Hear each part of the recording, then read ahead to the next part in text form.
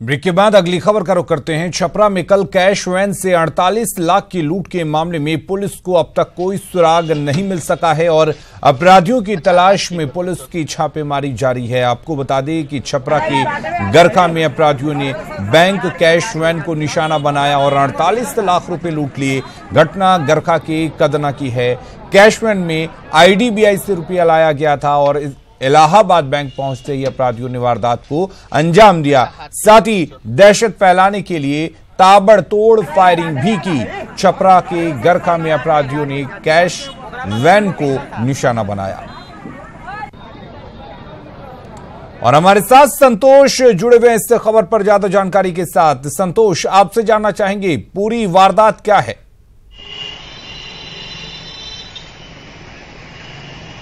देखिए, पुलिस के लिए एक बहुत बड़ी चुनौती है। जो हाल के दिनों में छपरा में जो लूट की घटनाएं हुई थी, उसमें एक बड़ी घटना को अंजाम दिया है अपराधियों ने।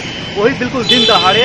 मैं बता दूं कि गरखा थाना क्षेत्र का कदना का जो बैंक है, इलाहाबाद बैंक, वो दिन की तरह सामान्य चल रहा था। अचानक कैश वैन, एक जो बोलेरो बैंक की निजी गाड़ी होती है, उससे कैश उतारने की कोशिश की जाती है। उसी बीच बाइक सवार 6 अपराधी आधमकते अंधाधुंध फायरिंग शुरू कर देते हैं। हालांकि सुरक्षा कर्मियों ने भी फायरिंग की, लेकिन उन लोग इतने तेवर उग्र थे कि उनके सामने एक न चली और एक राइफल से जो बचाने की कोशिश की गई, लेकिन वो विफल रहा। और जो एक कैश वैन के ड्राइवर को जख्मी कर अपराधी पूरे के पूरे 48 लाख रुपये लेकर फरार हो गए। इस घटना के बाद पूरी इलाके में दहशत फैल गई। हालांकि वरीय अधिकारी, DIG, SP, DSP तमाम अधिकारी वहां पहुंचे और मौके पर छानबीन के बाद छापेमारी की कार्रवाई शुरू कर दी गई। लेकिन जो दुस्साहस अपराधियों ने दिया है, वो कहीं ना कहीं बिल्कुल ये बताता है कि बिहार में जो जिस तरह से लूट की घटनाएं आज इन दिनों हो रही है, तो कहीं ना कहीं एक सवाल खड़े हो रहे हैं। अब जब कार्रवाई की बात आ रही है तो पुलिस कल से ही इस मामले के उद्भेदन में लगी हुई, लेकिन पुलिस के हाथ अभी तक कोई सुराग नहीं लग सका। क्योंकि जो इलाका है वो हाजीपुर का सीमावर्ती इलाका है, तब छपरा के साथ साथ हाजीपुर इलाके में भी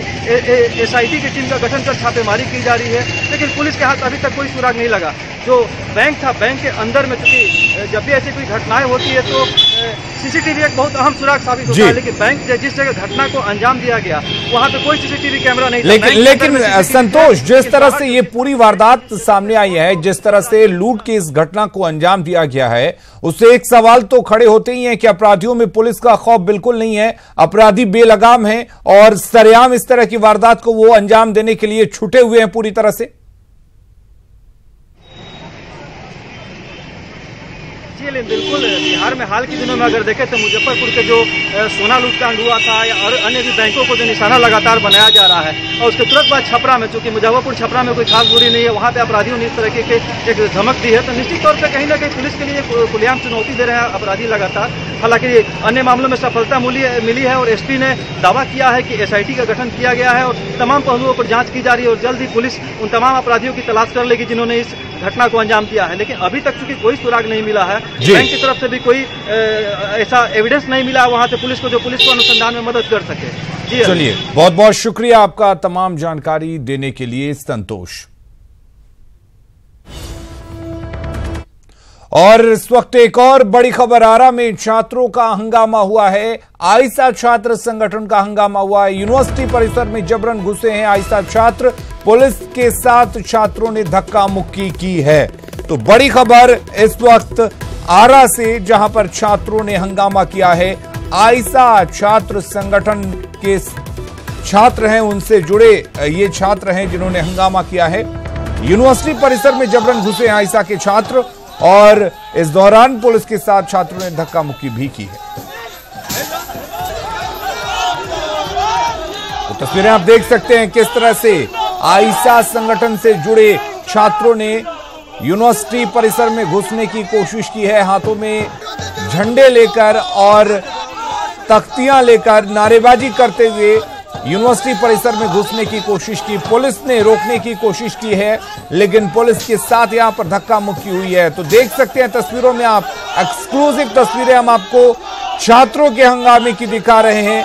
आइसा छात्र संगठन से जुड़े ये छात्र हैं और हिमांशु जुड़े हुए इस खबर पर ज्यादा जानकारी लेते हैं। हिमांशु, आपसे जानना चाहेंगे पूरा मामला क्या कुछ है, आखिर छात्र किस बात को लेकर गुस्से में हैं और प्रदर्शन कर रहे हैं?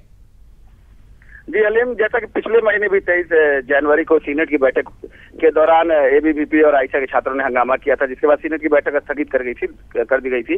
दूसरी बार आज का डेट निर्धारित था, 28 फरवरी को सीनेट की बैठक होने वाली थी। इसके लिए पुख्ता सुरक्षा व्यवस्था की भी की गई थी। चारों तरफ भारी संख्या में पुलिस बलों की तैनाती विश्वविद्यालय प्रशासन द्वारा की गई थी। लेकिन छात्र संगठन जो है वो अपनी मांगों को लेकर, खासतौर पर सीनेट में जो बजट पास होता है उसमें जो विकास के कार्य हैं उनकी जानकारी दिए जाने और भी कई मांगे थी, जिसको लेकर आज छात्र कार्यकर्ता प्रदर्शन करने के लिए पहले से ही तैयार थे।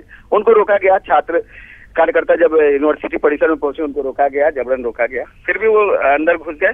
उसके बाद प्रदर्शन करने लगे, जहां सीनेट की बैठक होने वाली थी वहीं प्रदर्शन करने लगे। आखिरकार लास्ट अंतिम में पुलिस ने जो है छात्र संगठनों पर, आयशा के और एबीवीपी के छात्र कार्यकर्ताओं पर लाठीचार्ज कर दिया और जमकर हंगामा प्रदर्शन अभी भी जारी है। आलम, तो पुलिस अभी फिलहाल वहां पर क्या कुछ हालात हैं? क्या छात्रों को काबू में कर लिया गया है? जी, छात्र जो है वो अभी यहाँ प्रदर्शन कर रहे हैं, लेकिन विश्वविद्यालय की एक जो डेलीगेट है वो आया है छात्र संगठनों से बातचीत करने के और माफी भी मांग रहा है कि जो आप लोगों के साथ बर्ताव हुआ है, जो लाठीचार्ज हुआ है, उसकी हम भी निंदा करते हैं, नहीं होना चाहिए। लेकिन आप शांतिपूर्ण तरीके से अपनी मांगों को रखें, अपना एक मांग पत्र सौंपे, ये विश्वविद्यालय प्रशासन के डेलीगेट का कहना है, यानी विश्वविद्यालय प्रशासन का कहना है। लेकिन जो छात्र है वो मानने को तैयार नहीं है। वो साफ तौर पर कह रहे हैं कि सीनेट की बैठक में हम लोगों को भी रखा जाए, उस बैठक में हम भी आए और अपने मुद्दों को उठाए और हमारे मुद्दों को लेकर सीनेट की बैठक में। चलिए हिमांशु, आप नजर बनाए रखिए, हम लगातार आपसे जानकारी लेते रहेंगे। बहुत बहुत शुक्रिया आपका तमाम जानकारी देने के लिए।